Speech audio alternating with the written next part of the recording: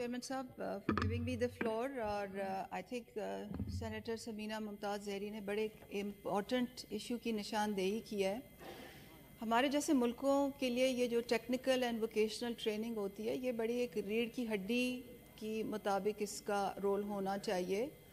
और ये एंटरप्रेन्योरशिप के लिए, सेल्फ एम्प्लॉयमेंट के लिए, SMEs की ग्रोथ के लिए, इनफॉर्मल लेबर मार्केट में जो भी इकोनॉमिक एक्टिविटी होती है उसके लिए, स्ट्रीट इकोनॉमी के लिए ये एक बड़ी एक इम्पॉर्टेंट एरिया है.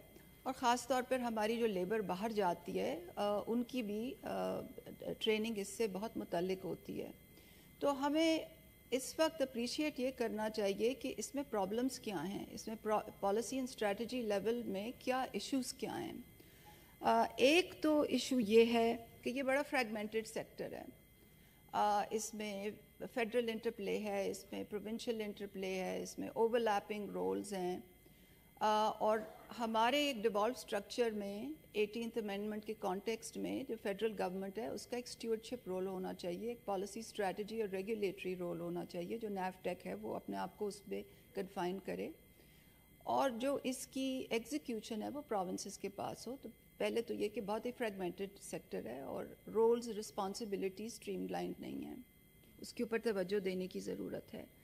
नंबर 2, ये एक बहुत ही अंडर रिसोर्स्ड सेक्टर है क्योंकि हम हायर एजुकेशन कमीशन, तो जब बजट स्पीचेस होती हैं तो हायर एजुकेशन कमीशन के लिए तो हम 100 बिलियन से शुरू होते हैं, 100 अरब से शुरू होते हैं. और थोड़ा सा भी बजट नीचे आए तो everybody rallies together to criticise it. आज तक किसी ने ये नहीं सोचा, ये नहीं कहा, इस चीज़ की डिमांड नहीं की कि हमें एक इसका भी कमीशन होना चाहिए जिसको प्रॉपर्ली रिसोर्स होना चाहिए.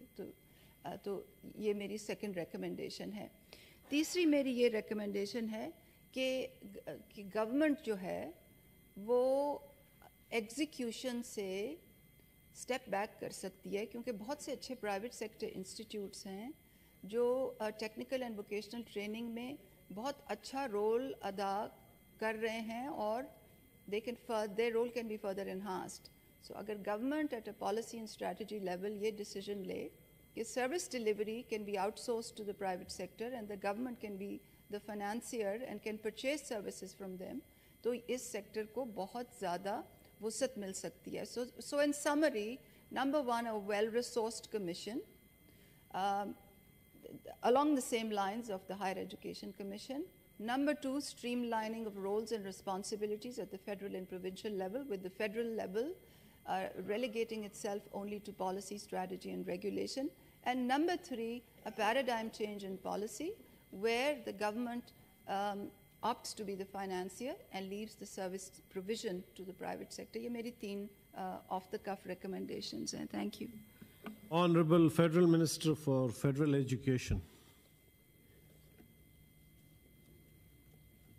सर बहुत शुक्रिया. मैं समझता हूँ कि इस मौजू पे काफ़ी तकरार हो गई है, लेकिन समीना साहब का सवाल क्योंकि बलूचिस्तान के हवाले से है, मैं उनको बताऊँगा कि वज़ीर-ए-आज़म के हुनरमंद प्रोग्राम के तहत हमारा NAFTEC इदारा पूरे पाकिस्तान में काम कर रहा है.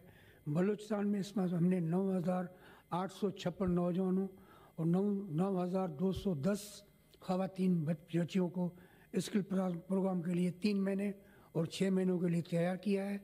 इसमें ट्रांसजेंडर भी 1,636 हैं.